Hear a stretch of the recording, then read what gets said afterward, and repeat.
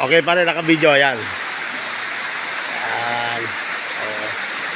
Ito, andito po tayo ngayon sa 7RS Farm in BRT. Ito ang kanyang pribadong falls. Sarap maligo. Ay, sarap. Sarap. Ganda rito sa lugar na to, talagang natural na natural. Sarap maligo. Private po ito. Sure na napakalinis. At walang ibang tumutungong tao dito kundi yung may-ari lang at kanya katiwaldas.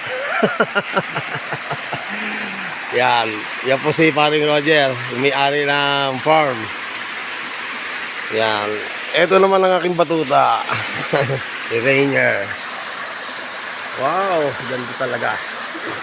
Maya-maya lang, maliligo na tayo. Talaga.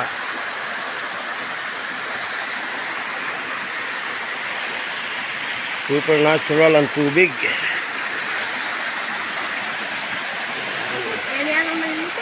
Liligo na po kami. Yan, sarap. Pare, maganda dyan pare, ano? Sa may side mo na, medyo papatag mo ng bahagya, oh.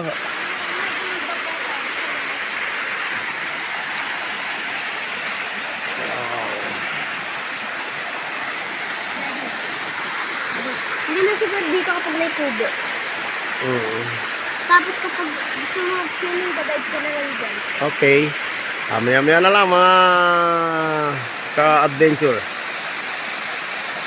Muna. Ako muna. Baka sabihin nyo, hindi ako to. Yan. Sulit na sulit ang hindi pagpasok ngayong araw kasi napasyal tayo rito sa farm ng ating kumpare Roger Sarmiento, ang may-ari na Rosalis Bibingka sa Marilao.